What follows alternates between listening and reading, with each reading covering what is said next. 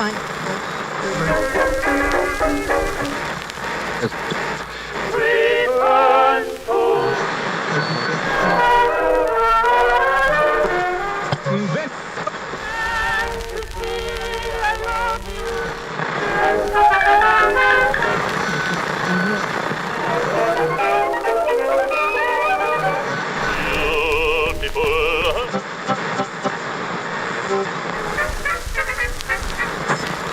Fine.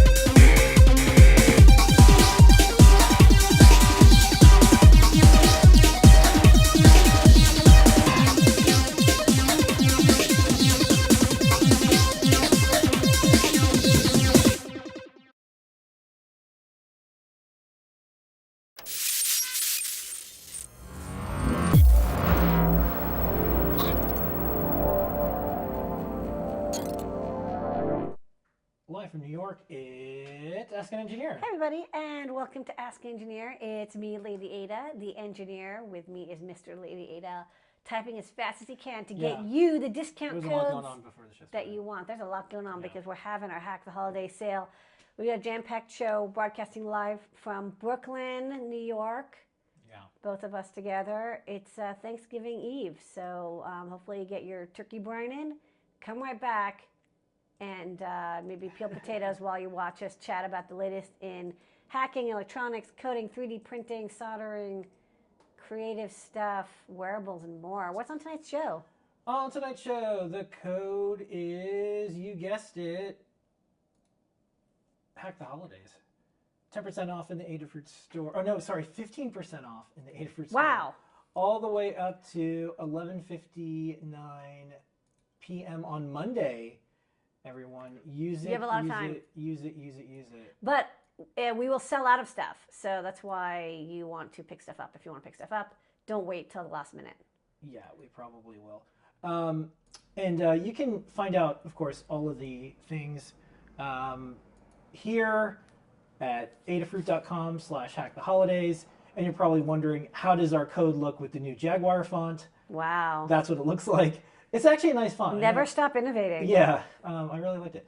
It's kind of a cool font. Yeah, I like it. So anyways, we're going to talk about some live shows, including Show and Tell. From the desk of Ladyada, have some fun and surprises where we look at the insides of a, missile from North Korea. And then from the desk of Ladyada, we have some great search action and more. We have JP's product pick of the week highlight. We have time travel. We have from the mailbag. We have some fun stuff. I have some retro tech this week. Have some 3D printing. Some INPI. Brought to you by DigiKey this week. It's from Amphenol. We got some top secret. We got new products. We answer your questions. Whew, we do that on Discord, adafruit.it/Discord. All that and more on, you guessed it, Dun, dun, dun. Ask an Engineer. Okay, cool. Let's jump right in. Yeah, we're going to jump right in. So, okay. Code's Hack the Holidays, 15% off all the way through Monday. It's Acid Burn 15. There's free stuff. You know what the deal is. Yep. When you order from adafruit.com, not only do we give you 15% off when you use that code, but also We'll give you free stuff like a beautiful PCB coaster when you order $99 or more. $149 or more, you'll get a free KB2040 Pro Micro pinout compatible microcontroller board based on the RP2040. $149 or more, you get, that was $149. $199 or more, you get UPS ground shipping in the continental United States. And $299 or more, a Circuit Playground Express, our favorite round circuit board that can run Arduino or CircuitPython. Yeah, sorry. CircuitPython, MicroPython, code.org, CS Discoveries, make code, all sorts of stuff. It's got all the sensors and buttons already built in. All right. And then here's our shipping deadlines. Do check them out. I'm going to also try to adjust some audio here. There's folks saying that's low, so I'm going to try this and see what happens. Oh, look. Turns out that there's a thing that makes the loud louder. We're getting our new show setup going. Cool. So we'll see how that works. So do check out the Adafruit site for the shipping deadlines and more. And you have limited time. So please make sure that you get everything in your cart, sent the right location, and use the right type of shipping. Yep. And please don't wait till the last minute. Don't wait till the last minute. So I'll find out in the chat. Because there's weather. If that mic, there can be last minute strikes. There can mic, be update. Fix some things. We'll see. Yeah, we'll see. Okay, so let's talk about some live shows, including Show and Tell, which we just did. Alrighty, on the Show and Tell this week, we had Scott, Jepler, Aaron, Brandon, and Cooper. Scott was showing P4 stuff. Yeah, ESP4. Yeah. New chip from Espressif. New chip from Espressif. He got it working with CircuitPython, the beginnings of. Yeah, and then Jepler showed flopsy and then this cool game. Triangle game. And then Aaron showed this like neat hot glue snow crown. Snow-crown. And her wearable. Yeah, and then Brandon had this really neat tester. Standalone tester based on your stuff. Yeah, my stuff. And then Cooper showed a really neat guitar tuner. Yeah. All right. Okay. We do Show and Tell every single week, Wednesdays, 7:30 p.m. Eastern Time. And then on the desk of Ladyada, we had two things that we showed. If you look at this background graphic, if you've seen this circuit board run, as usual, we have to keep an eye on the news. So this was a while ago. CNN had said, there was this barometric pressure sensor, and it took down a plane in Russia. And we're like, so some of their team just like searched for barometric pressure sensor, and of course they just picked Adafruit one. We had nothing to do with it. Someone on Reddit's like, you should sue because it's defamation and like all this stuff. We can't really do that. It's just like stupid CNN making mistakes when they Google for images. So this one, I was like, oh boy. So CNN said, had House of Horrors, investigators discover what's inside North Korean missiles after a deadly strike. So we looked at the video, and we saw a bunch of electronics, and I'm like, oh, you know what? Let me make sure there's nothing from Adafruit there. There's not. And let me just see what they're up to and how they analyze it. But I don't know enough about electronics, even though I live with an electronic genius. What did someone call you, an electronic witch before? Yeah. I thought that was cool. I'd rather be a witch than a genius. Yeah. So we looked at it, and you can watch the whole thing. But you kind of stepped through, and you said, like, well, here's some of the things that are in these Korean missiles. And we also noticed they use that looks like a Pi hat with an Arduino tester. That wasn't in the missile. Yeah. It just looks like that's one of the things they use. Maybe they're getting data off of it, or just trying to test it. And then you were saying, like, all this stuff is obviously foreign made. None of it's. It's not made in North Korea. I think that it comes from Europe or the U.S., to be honest. Yeah, so it depends. Some boards are and it's funny. You can see that they've scratched the chips off of. It's just something. I don't think we do that in America. And there's a PC 104 board up there. I think it's mostly going to be off the shelf. Like the middle board is some random, AliExpress power supply chip or something. And that I can believe. I think a lot of North Korea stuff is probably Chinese design, but they're not going to necessarily have access to the chips. I was actually thinking, I wonder if bombs drop, if in other countries, if they can scavenge the control boards. I don't know if that's possible. And then we saw, the reporter, and then we're like, oh, let's zoom in and see what this chip is. So we figured out. Anyways, watch it. It's a fun show. Yeah. You can see all these things, and I thought Ladyada did a nice analysis. Cool. So, anyways, And then we do the great search. Do you remember what you did for the great Yeah, search? I found some stepper motors because I'm doing a lot of stepper motor drivers. Yeah. Okay. And that's our Desk of Ladyada. We do that every single Sunday. All right, JP's product pick of the week. Here is this week's highlight. It is the Itsy Bitsy ESP32 with WFL connector for external antenna. Just got Itsy Bitsy. I've got the sensor there, temperature sensor. I've got my little antenna. I've got a little battery pack. We're on my Adafruit IO devices section. This just popped up, Adafruit Itsy Bitsy ESP32. It is online. And if I go check out a little dashboard, you'll see here it says connection is to the Itsy Bitsy ESP32. And right now I have it set up so that every 30 seconds it's going to query the temperature, pressure, humidity, VOC sensor that's in the BME and send that up to my dashboard. So I have this graph here. It shows you all of the data coming from the board there. You can see it just got some new info just came in. My product pick of the week this week, it is the Itsy Bitsy ESP32 with WFL antenna connector. Okay, there is no JP's workshop tomorrow. It is Thanksgiving, but on Friday there is a deep dive with Tim. Okay, let's do some time travel.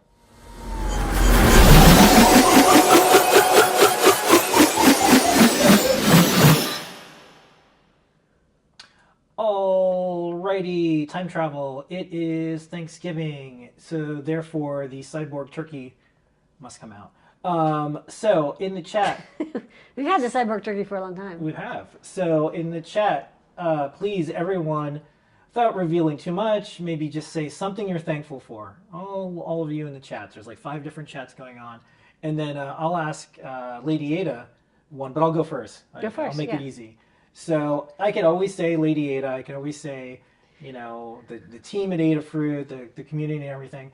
But you know, those are just givens. Those are just there.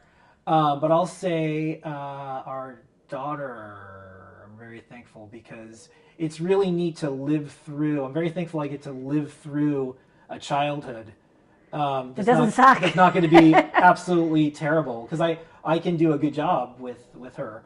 And so every time I get a chance to do something with her, I'm very thankful. And she's so smart, and she's funny, and You guys are such a good team. she jokes with me, She messes with you. and she messes with me, and she knows it, and she just turned 2, and it's like a little person. She seems a lot older already to me, but I'm very thankful that I can kind of like you don't get to go back in time and fix your childhood or do anything, but you can live through a child's eyes. So I'm thankful for that. All right, your turn.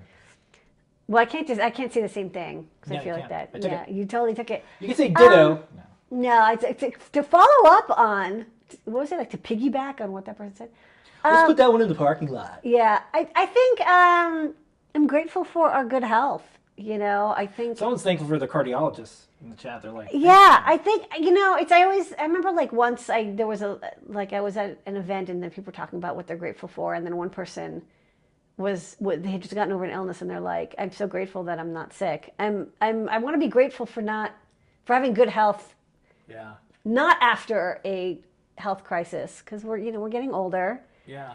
And it's tough to keep this meat body going. So, you're in good health right now, and I'm in good health, Yeah. and I'm thankful for that. Despite all my best efforts. Yeah. We're still alive. So Because my family has terrible genetics. I'm almost certainly going to get cancer. So I'm just kind of, hoping. we just have to I make just it a have little to bit push- longer. I I just have to think. make it like I just wanted to have my cancer show up after my heart gives out or something, or my liver fails. No, we just have to wait until the LLMs can figure out cancer. Yeah. So what's the singularity? Just wait a little bit longer. And our kid is also healthy too. She's not ever been Super sick. healthy. Very challenging to keep up with an energetic toddler. I have to get even more fit, and I have to get smarter to keep up with her. Yeah. So, anyways, And Phil, I'm also thankful for Phil. yay! So that's He takes care of me. I think I take care of him yeah. sometimes. yeah. So that's our We're a team. That's our little thankful thing. Oh, so everybody's very nice in chat. So, anyways, and I think it's just a good idea to tell people what you're thankful for, even if it's just like silly. Just say it. Doesn't matter. It doesn't cost anything. A good cardiologist. Yeah. Okay. And then we have some mailbag. Letters. Okay, this week on the mailbag, this came in as a letter. This is just a letter of appreciation for all the cool electronic circuit boards that you produce. I was introduced to Adafruit in 2016 when Paul, I removed the last name, recommended your GPS receiver because you took the time to correctly configure it to work at high altitude. Since then, I purchased over $6,000 worth of superb products. Wow. That's called lifetime value of a customer. Your instructions on how to use them are so detailed, I've never failed to get the item to work properly. Yay! Your Ask an Engineer from the Ladyada and John Park's Pick of the Week are very informative. Most informative. I particularly like your stemma connectors that make for solderless projects. Again, just a letter of appreciation for all you do in the electronic industry. That's sweet. Thank you. Thank you, Ted. And then this one's nice. This person on Blue Sky, speaking of Blue Sky, they used some footage from the silent movie from 1907, hence public domain, and they made a soundtrack. It's just cool to listen to with that video and this Zoxbox acid trance in the background. So I'm glad that the Zoxboxes are still working. yeah, and so I saw this. 20 years now. Yeah, I saw this. I'm like, hey, Ladyada, check this out. And we said, hey, can we play this on our show? So I'm just going to play a little clip it, and at the very end of the show, I'm going to play the full 5-minute music video.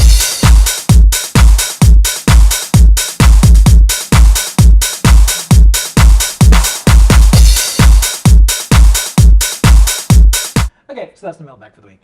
And then let's do some retro.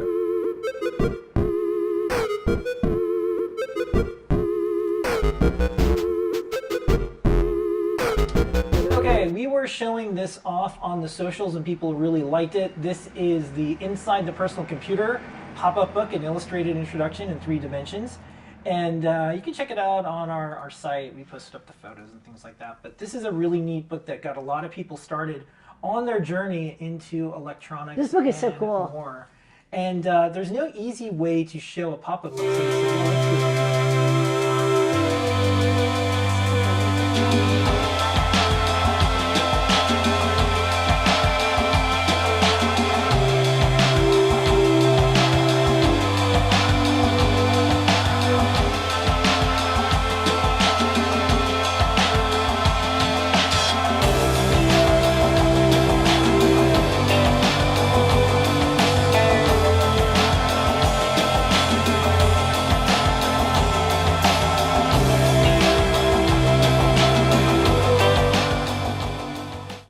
there's more. We also posted up this Weltron, and folks went nuts over this.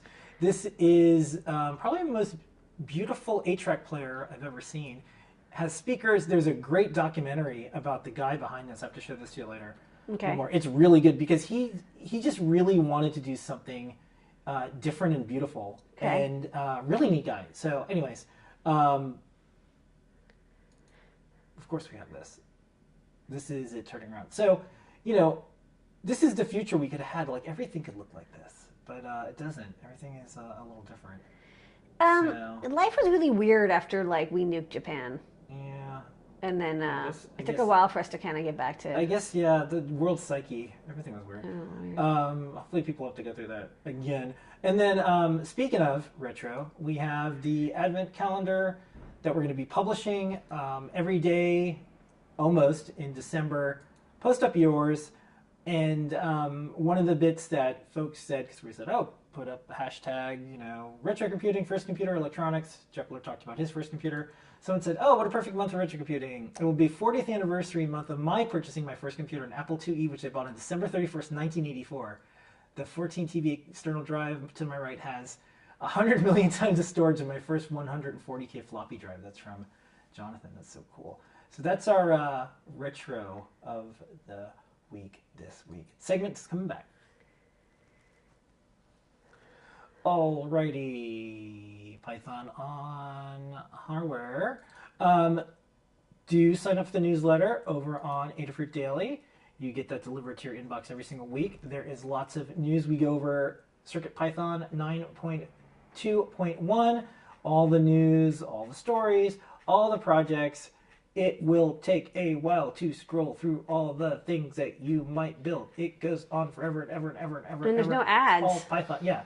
No ads, no tracking, no anything. But we're going to show Jepler's video because it's a very cool CircuitPython project. Take it away. Hello and welcome to my desk. I've been coding up some CircuitPython on the Adafruit Flopsy prototype. This is an archiver for DOS floppies.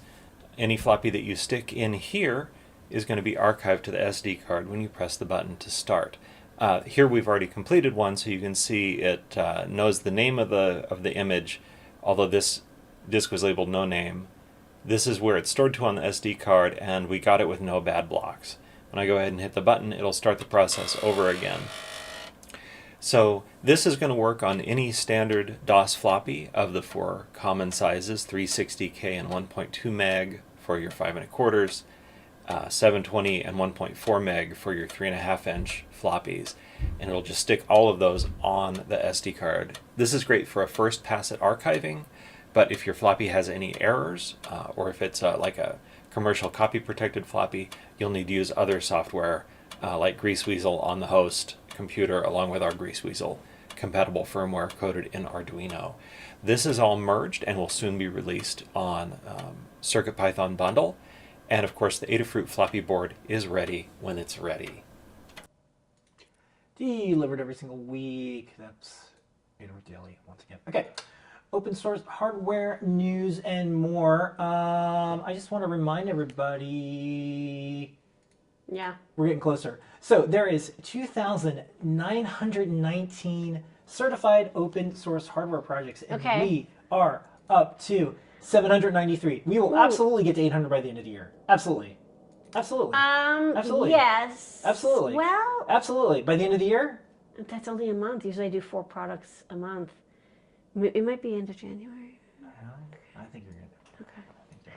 Okay. So let's do some learn guides and more. Ladyada, what is on the big board this week? Okay, we did have some guides go live this week. We've got Liz, before she went on break this week, did the VCNL 4200 long distance IR proximity sensor breakout. You also have a guide for the BQ 25185 USB DC or solar lithium ion or lithium ferric chloride, ferric phosphate, batteries. So that's that shows in the shop. There's no code that goes with it, but just like you have the pinouts and maybe it explains. I mean, it's not a complicated board, but you just have to know what to expect when you plug in DC power or solar and battery and how to configure it. Check out that guide, and when she's back, she'll do the other new products. Erin did some holiday-themed projects with WLED and wreaths, and shows how to use WLED to split a long LED strand into different sections and then do animations. That's kind of fun. I have to update the name for that. There's the it's like our version of an open source version of the Tiny Pod. It's a thing that you put an Apple Watch into, and then acts like a Bluetooth control wheel. So you kind of get something that's it's Apple iPod Classic but uses the Apple iWatch. And it's kind of a cool idea to make something that the device plugs into, but then is a wireless control. And that's it for this week. Okie dokie. Let's go to Playground. Take a look at that. On Playground, we have a couple new ones. This is the Adafruit I2S MEMS. I think that was first. That was just Chantel. Yeah, and then the science fiction fun. I thought this was neat. So you can check this out. This is Mr. Klingon has some good guides. We can check this out here. Space stuff. And you can check out if you want to make a starship, the Tibetan bowl. This is cool. And then the nunchuck USB adapter. Okay. Do. Okay. Alrighty, let's do some 3D printing.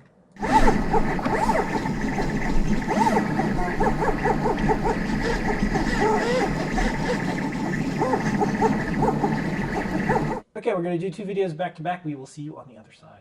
You can turn an Apple Watch into an iPod Classic-like device using 3D printing, CircuitPython, and electronics from Adafruit. This project features the ANO rotary encoder wheel. It's got 4 directional buttons and a center button for scrolling and clicking. It's essentially a wireless USB controller that pairs with an Apple Watch over BLE. We wanted to make an open source and hackable version of the TinyPod project that we saw online. Powered by the Adafruit Feather ESP32S3, it's got Wi-Fi, BLE, and onboard battery charging, perfect for making portable IoT and BLE projects. The ANO rotary encoder breakout connects over stemma QT, making it easy to plug and play with the Adafruit Feather. With Apple's watchOS, you can enable the voiceover accessibility feature to allow pairing keyboard devices over BLE. This allows you to scroll through the elements on screen and select items using the directional buttons and the center click wheel. The code in this project utilizes the USB, HID, and rotary I/O seesaw libraries for CircuitPython. At the top of the code are key codes that can be customized. The default matches the key codes that work with watchOS, and it uses the caps lock key as the modifier key. This could easily be customized to work with other gadgets like Android devices, tablets, or a computer with BLE connectivity. To get the full build tutorial, check out the guide at learn.adafruit.com. You can get the parts to build this project, links are in the description. The snap fit enclosure is designed to be 3D printed in PLA without any support material. The Adafruit Feather is secured to the enclosure with machine screws, alongside with a slide switch and a LiPo battery. The ANO rotary encoder breakout sits over the dev board and gets secured to the built-in standoffs. The Apple Watch press fits into the upper cavity and gets held in place thanks to the snap fit cover. This case gives you access to the watch's crown and action button. We think this is a novel way to turn an Apple Watch into a handheld portable device. It works quite well with the music app, and you can even control your HomeKit devices. We hope this inspires you to check out CircuitPython for your next DIY project.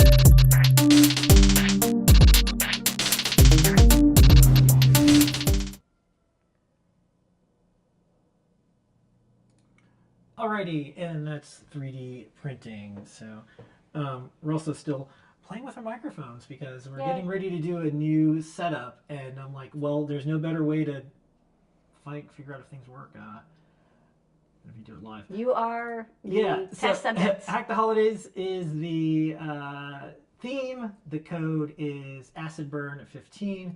I have it spelled out in very clear Jaguar font if you need to. Could not be more clear. And let's use some NPI. On NPI.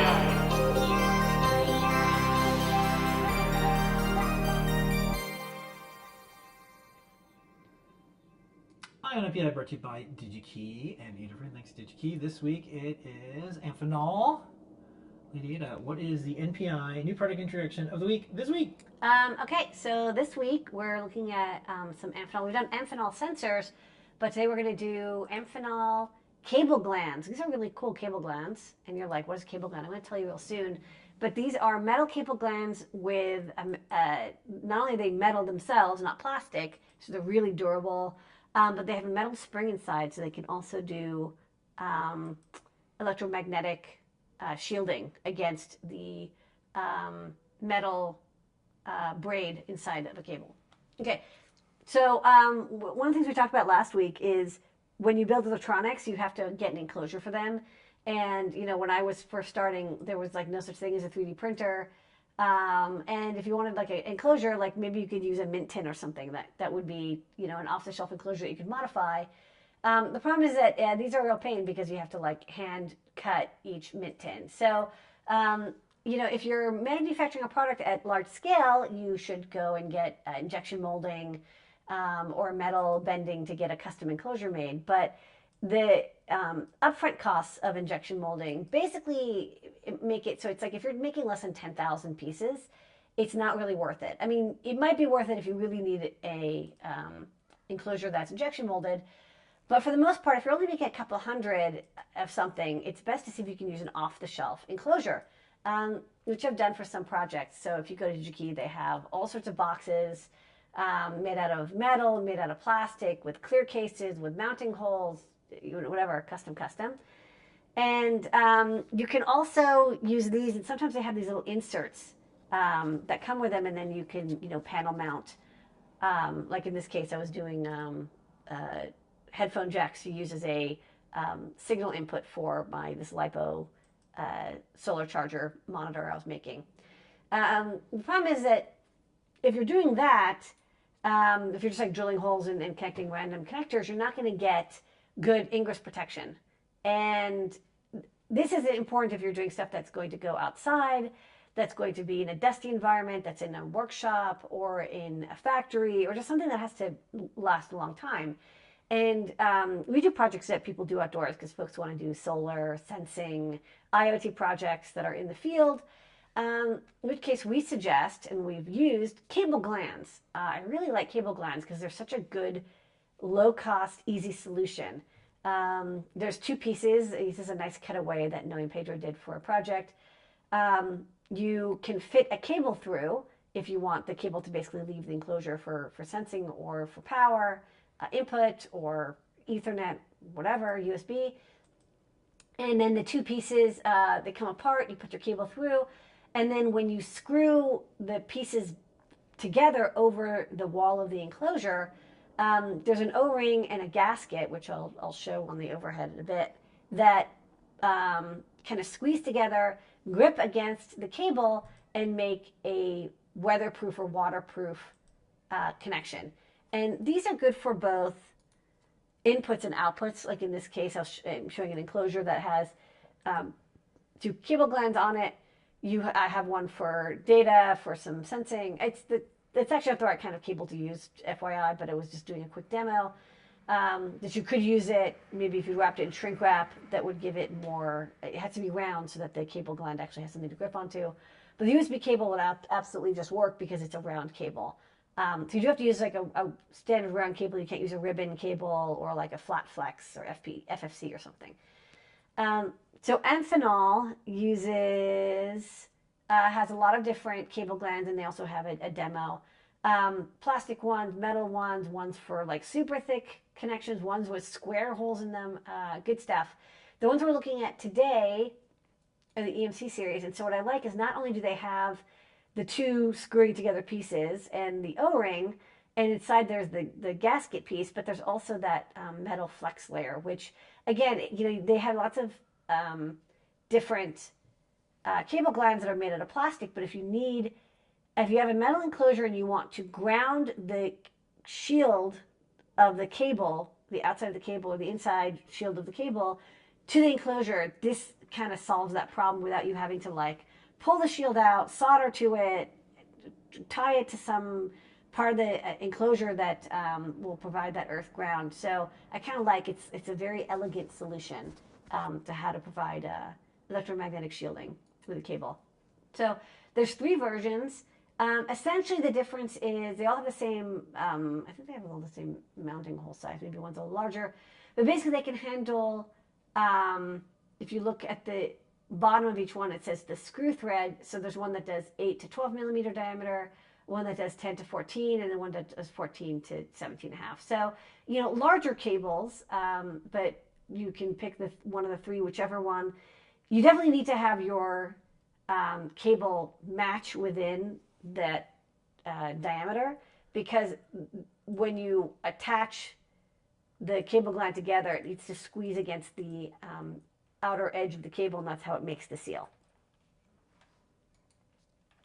Okay, next up, here's the data sheet. They'll show you the recommended panel cutout for each one. Like I said, the panel cutout's the same. They show you at the top the nut, the seal, the spring, the shell, and the O-ring, all 4 pieces. The O-ring seals it against the enclosure. The seal collapses against the cable itself and makes it weatherproof. And this gives you, I think, an IP68 or or 67. I can't remember off the top of my head. Seal. So it's good for, it's totally dust proof, and it's good for like immersion in water. Like that's how good of a seal you're going to get. So maybe I'll just show on the overhead real fast how these work.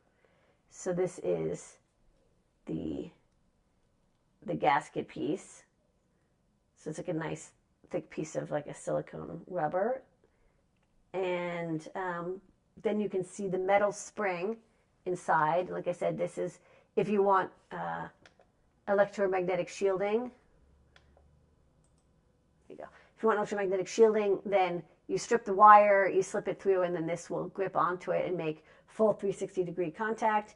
And then this is the O-ring that goes against the enclosure to give you the IP68 against the enclosure as well. These are like really beautiful. Okay, These are before nicely we made. go to the DigiKey page, can you put that back on there? I guess. Before we go to the DigiKey page and the video that we're going to show, how do you get the USB connector through the strain relief?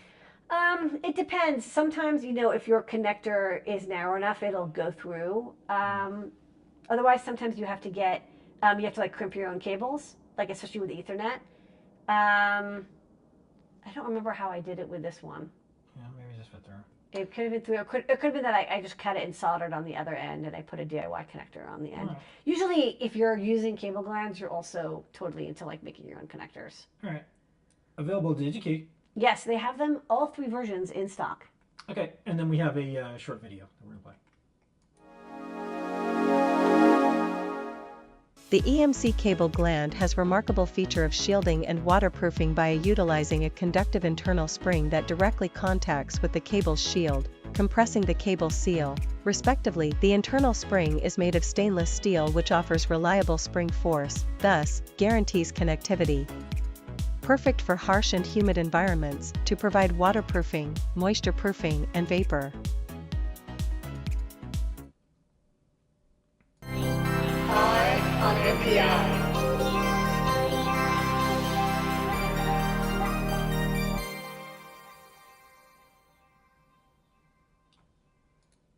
Alrighty, before we go off to new products, don't forget it is Hack the Holidays. Code is Acid Burn 15. Alright, Ladyada, it's time. Are you ready for new products? Yep. I think everybody's ready for new products.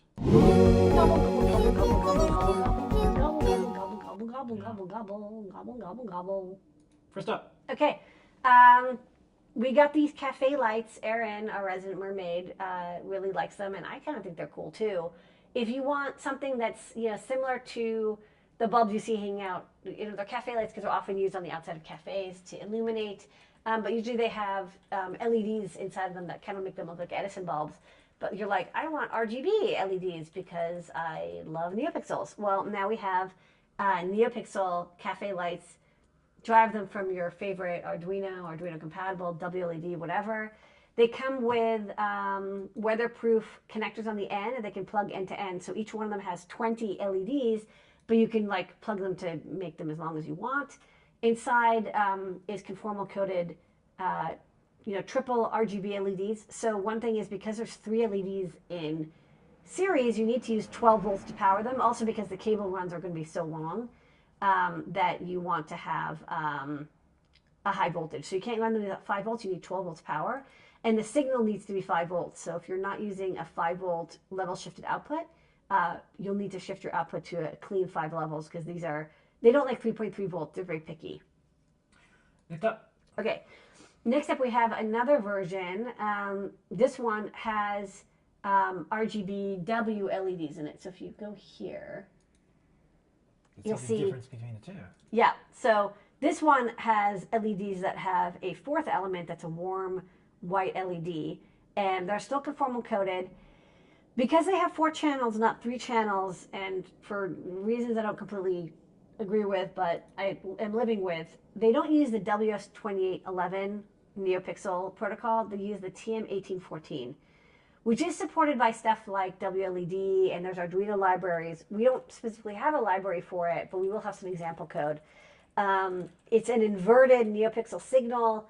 You might want to pick up one of our Smart Pixel shifters and inverters, because that way That way you might be able to use NeoPixel code and adapt it. We'll write it in the tutorial how to do it. But basically these are cool because they have warm white LED ability, so they have like a really nice warm light. But the problem is that you can't use just standard NeoPixel WS28XXX code with them. So honestly, if you don't need that warm white LED, just get like the normal NeoPixel ones. They work totally fine. Okay. Whoa. Cool. Next up. Okay. Next up, so people already saw this and we're already sold out because we put a couple hundred in, but we got the Pico 2W. If you want one, they're not in stock right now. We're live. They will be again. Believe me, we just got another shipment of 2,000 coming in a couple days. We'll get them into the shop. Sign up. There's the update to the Pico W is the Pico 2W, which now has the RP2350. This makes it actually kind of usable. Not that like the Pico W wasn't usable, but if you're using CircuitPython or MicroPython, it was a bit of a squeeze because you need to have the full Wi-Fi stack in Flash, and the Flash is only 2 megabytes, and you didn't have that much RAM left over after all the crypto stuff. The 2350 does a much, much better job. It has twice as much RAM, which is great because not only can you do all the IoT stuff, so the Wi-Fi configuration stuff, but you can also have leftover memory to do like JSON parsing and stuff. Another thing is that I don't even know if they even got like the BLE and Bluetooth Classic, like you couldn't load it at the same time. That might be possible now that there's more memory because you can have multiple firmwares on the flash chip, and the flash chip is twice as big. It's 4 megabytes now. So all in all, a very worthy update.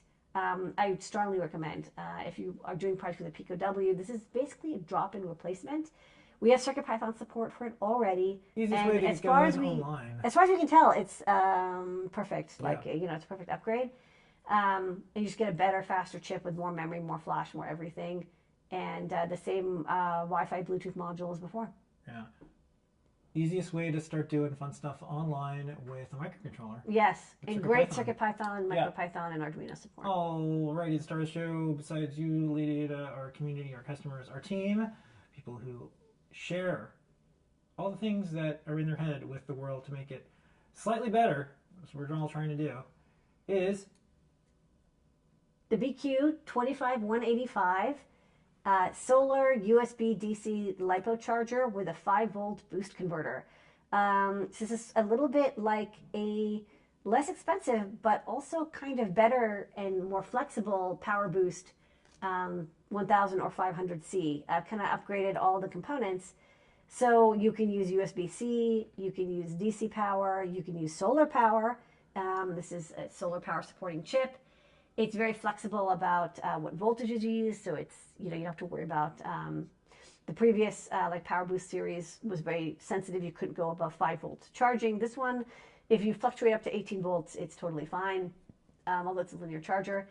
And there's a little boost converter on the output, which will give you 5 volts, 1 amp output. So it's a tiny little board that kind of does everything you want with a LiPoly or lithium-ion battery. It charges by default with 1 amp, although you can set that to 500 milliamps if you want.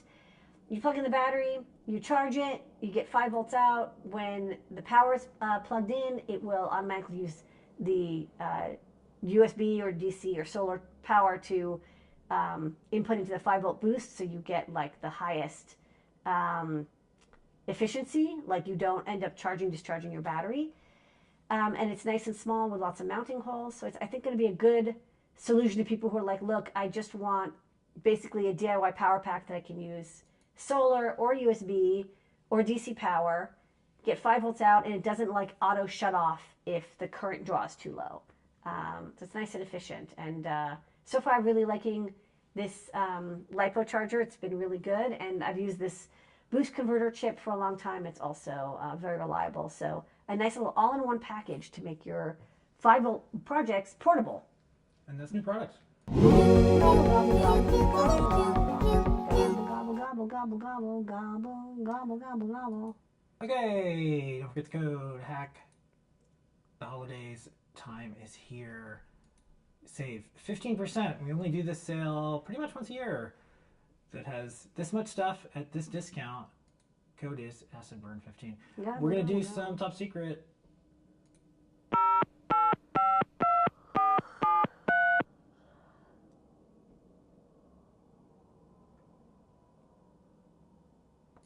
All right, we got a whole bunch of top secrets. So Brent did a video. It's 4 minutes, but it's a preview of a bunch of whippersnapper stuff. So buckle up, watch that, and then we'll immediately go to 2 other videos we made, and then 3 really quick prototypes that we made. So one of them took like 6 hours, so it wasn't that quick, but you know, the the feeling is there. We're gonna go over it. All right, so here we go. So this is a demo of offline mode of whippersnapper. It's a really early demo. It's going to show how we can take any board off the shelf. It doesn't have to be a specific board that can run whippersnapper and has some way to like load an SD card into it to be configured as an offline data logger. So this is a Metro ESP32 S3. We are using it because it has a built-in micro SD card slot and it's an ESP32 S3 board, so it also has Wi-Fi, so we can test that as well. We have a micro SD card, just like a standard SanDisk card. It's not plugged in at this moment. On this SD card, we have a configuration file that looks like this. And it shows what type of RTC is plugged into the board, some board-specific information, and then what components we want to configure. So we have here like 2 analog pins, so on A0 and A1, which we're not like testing just yet. Digital I/O push button on D2, and the temperature sensor, which is this DS18B20 on a stemma pin, and then we also have an RTC plugged into the stemma port of the board. So the micro SD slot has nothing in it right now. And because of that, we are going to boot into online mode. So we plug the board in, and you can see it already has an error, and we'll use the serial monitor just briefly to see what that error is.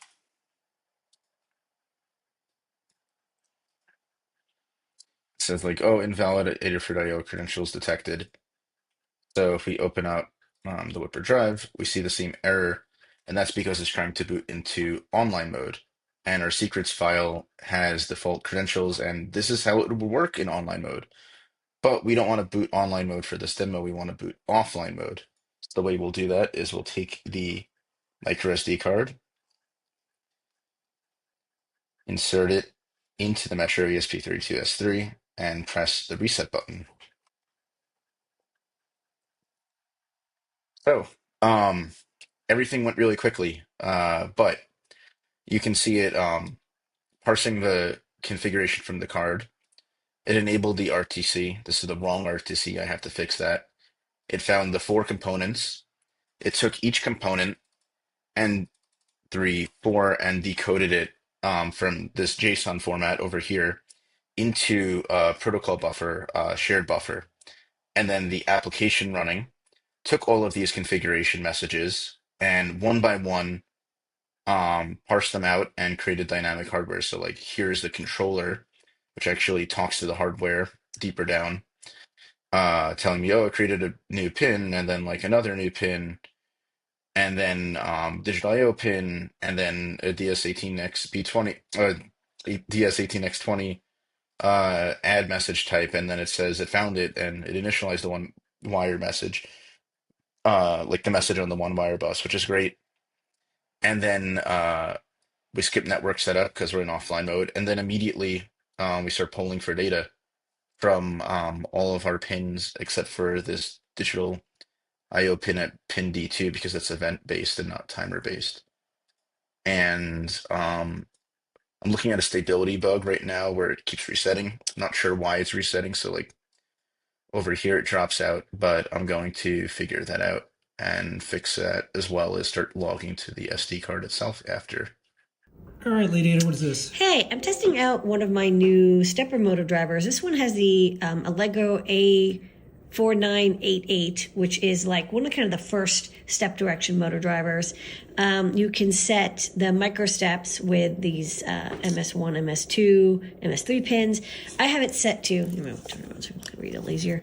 By default, I have these pull downs, so it's or pull-ups, I don't remember, to set it to the highest 16 microsteps. There's also reset, sleep, and enable. But basically what's really nice is you can just tick, dir, and step. And I have LEDs connected so you can see stepping occurs when you see this yellow LED lit, and then red and green tell you which direction it is. And I'm going to change the brightness of that. So this is the stepper motor. And so what I'm testing right now is the torque, because you can set the torque with this potentiometer.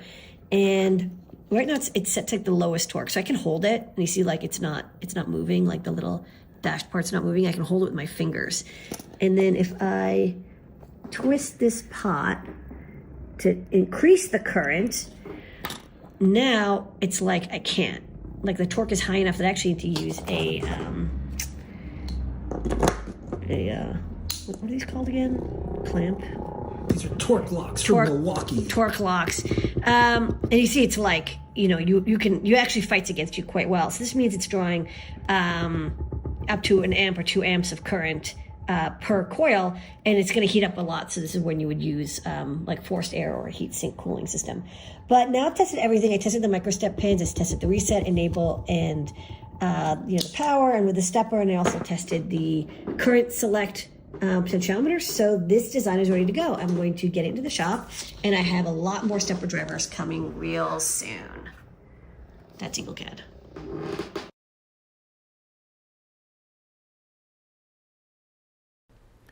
What's up, everyone? Tim here to show you my latest project. CircuitPython is now on Blue Sky with the official handle of @circuitpython.org. You can follow for information about new releases and other items of interest. To celebrate, I've created this Blue Sky post scroller that runs on Raspberry Pi. It uses Python code to fetch data out of the Blue Sky API and passes it into JavaScript and HTML to be shown graphically. You can set it to fetch any Blue Sky feed or list, or you can search for posts containing a phrase or hashtag. Whether you want to see posts about the cutting-edge releases of CircuitPython, the computers of yesteryear in the retro computing feed, or anything in between, this project has got you covered. See how to build your own in the Adafruit Learn Guide.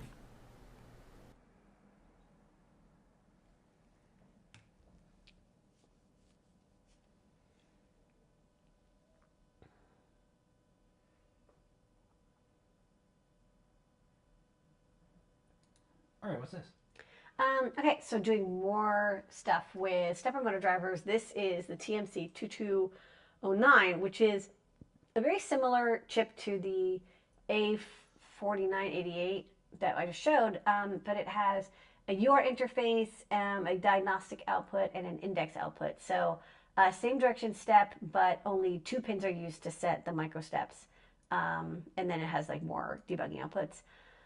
And then the TMC 2130, which is kind of like the mega upgrade, this is kind of a beast. It has an SPI interface, and so there's a lot more configuration pins. There's an SPI interface if you want for detailed control. So it's a little bit bigger, but but overall idea is very similar.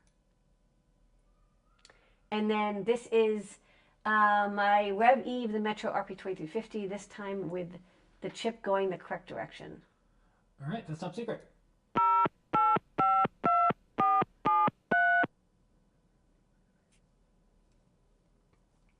All right, we're just going to roll right into questions. You can put some in the chat. I have some that folks asked already. Don't forget the code is AcidBurn15, 15% off. It's part of Hack the Holidays. Here we go. Questions. All right, first up. So Chris, we know Chris. He was the editor-in-chief for Wired. Now he does all sorts of cool startups. I think it's like a flying plane company or something. I guess planes all fly. First encounter of Widdershins. Is that a special way to say counterclockwise or just old English joke? You know what? So a lot of people were like, "That's a cool word." I'll tell you what it is. When I was at MIT, I used to hang out with like a coven of like poly bisexual witches, and if you're hanging out with those people, they're just using the word Widdershins all the time. Cool. Yeah. All right, Chris. Now you know. Okay, next up. Would be nice to get a DIL style 2350 board letting out as many pins as possible. Don't need any fancy add-on, just basic 2350, but as much usable pins as possible. That was a request. I mean, I like the idea. The only issue is like it's going to be really hard to remove from a breadboard without cracking. Like there is a limit. I found that once you have a board that's more than 40 pins, like 20 on each side, it does get a little bit crackly. Okie dokie. And then this was one of the other ones. When I showed off this, they're like, hey, did you know that's on the cover of Thievery Corporation? We actually went to one of their shows. So I did. And that's cool. And people should check out that album. And they should check out this Voltron as well. Next up, Adafruit Earn a Roll also means you might need to make choosing stepper motor controller page that lists what you offer and helps novices choose which one to use. Okay, so this wasn't exactly a question, but it kind of was. So I'm just like, hey, why don't you just kind of do a brief overview? Because like maybe we would do something like that, but how does one approach selecting a stepper? Basically, the stepper motor controllers we have right now, we have ones that you have to basically either do single step or you DIY micro stepping. And what's nice about these these micro stepping boards that I'm working on is that they do the micro stepping for you. So they're a little bit more expensive. But if you want smooth and quiet motion, these will do that. Whereas the DRV8833, which can definitely do a stepper, it's much more manual. So it's, I think, like basically you want quiet, you want smoothness, you want it to kind of do the work for you. These controllers are better for that. And then some of them have UART for debug and diagnosis, and some of them have SPI. Some of them do different voltage limited. They have different voltage rates and limits. Like some you need to have at least 8 volts, and some no more than 10. So it's about how much current you want to push through and what voltage you want to drive your stepper motor at. Okay, we'll turn it to Arnold. All right, and then this one came from Charlotte, this friend of ours. What do you think about adding, adjusting the mounting hole spacing so it can fit a motor? I like the idea. I was showing him. I actually saw a previous board that did it. Was it like? Yeah, you're like, there's a board that does it. Yeah, this board I saw earlier last year, which does it with a 2209. It wasn't the only reason I did these stepper drivers, but I like the idea of something that, it's on the board itself. On the stepper driver, it's the stepper motor itself, to reduce the length of the cabling, so that you have like really big thick power wires instead of like these skinny 4 wires that you have to pass through your CNC machine. Okay. And then this I thought was a neat idea, so I passed it along to you. Someone said, boy, it'd be nice to have a USB battery pack that had a timer on it for all these holiday lights and stuff. That's the question. Who will make this? Maybe we'll do a project that shows how you can make one. But that's a neat idea. Yeah. Okay. Next, best Adafruit board for LiPo batteries and LED noodles for making jewelry. Yeah, this is tough. Actually, the latest BQ25 185 boards I've had are a good option because they have a lot of battery charging options. And they're fairly small, and they have a regulated 3.3 volt output, so you can just like connect your noodle with a resistor directly. Okay. Next up, what's the board you mounted the feather on with standoffs looks convenient? Yeah, I think this is the. Wait. I think that's the swirly grid board that Scott designed. Yeah, swirly grid. Okay. Next up, any plans to use Hall magnet optical encoders on your PCBs to help turn stepper into a servo? It's an interesting idea. I think we might have a. Okay, well, actually, so one thing that's interesting is the stepper drivers I talked about. The TMC 2130 in particular has feedback sensing, so it knows if it turned. So you can use it for absolute location. I'll say steppers don't have as much torque as a servo does. I think servos are usually geared DC motors. But check out like the Dynamixels, which kind of give you like all-in-one servo control with a lot of power and UART configuration. Good. And then the last question before we get into the ones from the chat, this was, so if a chip has been discontinued but people still use it, why wouldn't they just, discontinue it? Why wouldn't they, if they're still demand for it, why don't they make new chips with newer fabs in the same package? Because the newer fabs may not be able to make that density. Like if you have a process that uses a much smaller nanometer precision, you're not going to be able to make like the 40 nanometer chips. Second, you may not have the masks anymore. They might be owned by somebody. They might be sold from company to company. Second, the demand, you know, if you're going to make a chip, you have to basically guarantee you're going to sell like 10, 20, 30 million of them. If you're not selling at least 10 million, it's not worth it to design a new chip. Unless you're a big company and you can, you know, like you can share the dies, especially if it's a one-off. So basically not enough demand and very old processes. Okay, so let's go over to the chat questions. Does Adafruit sell Metcal soldering stations? We don't, but you can get them on eBay. Okay. We already answered how do you get the USB connector through the strain relief. How do you attach things to the smooth shaft of the DC motors? A couple different ways. One is press fit. Honestly, those motors don't have very high torque, so press fit will work quite well. Another thing is you can, if it's a large enough shaft, you can use a set screw collar. Okay. And then as we're wrapping up, so we got these new mics. These are the, I'm just going to tell people there. These are the Rode little wireless mics. And some people wear them on here. We have the lavalier cords. And you can merge the channels. In the beginning, the channels weren't merged because I was like, well, let's try stereo. So thanks, everyone. And the level was a little low because it had noise reduction on it. Yeah. So I think by the end of the show, there's only like two buttons that you can press. Yeah. And you just press them until... Yeah, and so we're going to have to do our show in lots of different environments, and I'm going to have to use a phone sometimes, and so I have to find something that kind of works with everything. So thank you for your patience, everyone, as I experiment with audio. So let me know if by now, the audio got better towards the end. So the last question, or the second to last question, is good books to start with power electronics. Oh, I don't know any good power electronics books. That's a good question. I never took power electronics. Okay, that's a good one. If we find maybe one, somebody in the chat knows. Yeah. Okay, so a couple different people asked for tariff predictions. You know what they say? Predictions about the future are the hardest ones because it's about the future. Yeah. Without getting political or anything, I could tell you what happened before.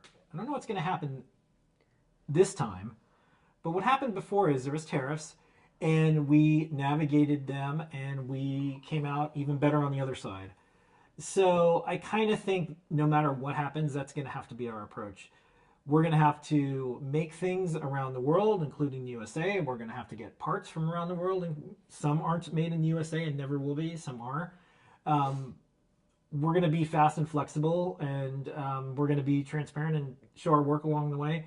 I think that there's got to be some incentives for a company like Adafruit to manufacture in the US and do what we do and have 100 plus people and great salaries and 401ks and benefits and all that.